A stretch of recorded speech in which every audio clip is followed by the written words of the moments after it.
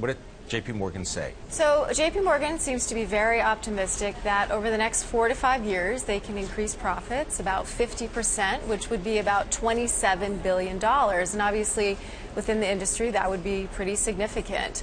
Now, keep in mind that they're going to have to cut about 8,000 jobs this year in the mortgage and consumer bank on the back of a waning interest in residential mortgage refinancing. Did they just give that business up in a sense to Wells Fargo?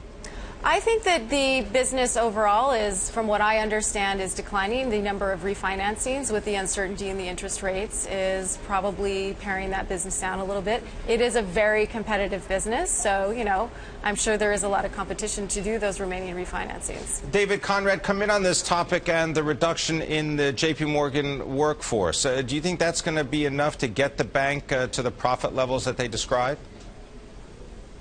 Well, it's certainly a start, and I think it's really as much an industry issue as a JPMorgan issue. We've just seen refinancing in the mortgage sector really come down significantly and really continues through certainly the first quarter. So it's really just recalibration of the expense base and making sure that the business makes money.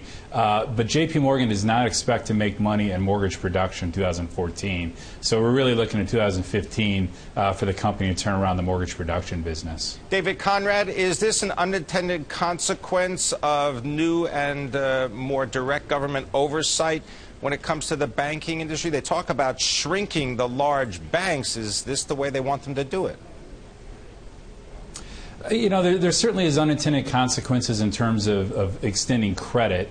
I think right now, you look at JPMorgan, there's really pretty meaningful growth underneath the balance sheet in terms of high-quality credit. The issue with JPMorgan is they're also unwinding a lot of riskier loans that they made, or WAMU and Bear Stearns made before the crisis, that probably don't meet current standards. And so what that ends up doing is having a flat net interest income environment for JPMorgan for a while as you grow better quality loans but also liquidate lesser quality loans. Keri, David was talking about these better quality loans, but what about some of the other businesses that the bank used to be in and is in the process of either getting rid of or trying to find a home for?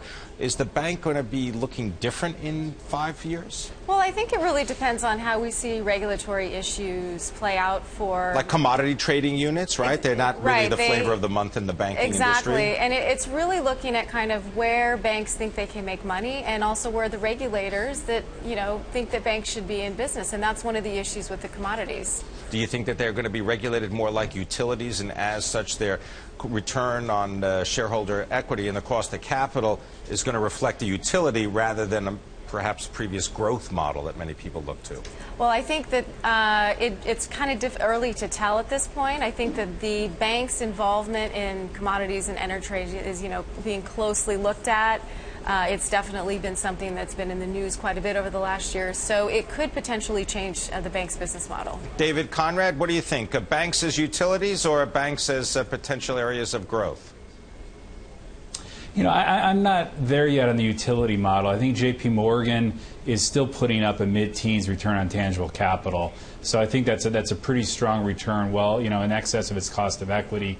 I think the key to the utility thesis, I guess, really is what they do with the excess capital. So I think it's a fair point that they may get out of commodities trading, they're getting out of private equity, going more towards an agency flow trading business.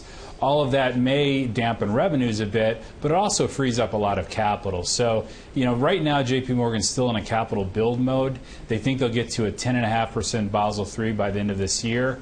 After that, I think it really depends on how much the Fed through CCAR allows buybacks and dividends going forward. Can they manage their bank at 10.5% capital? Therefore, I would argue they wouldn't be utility.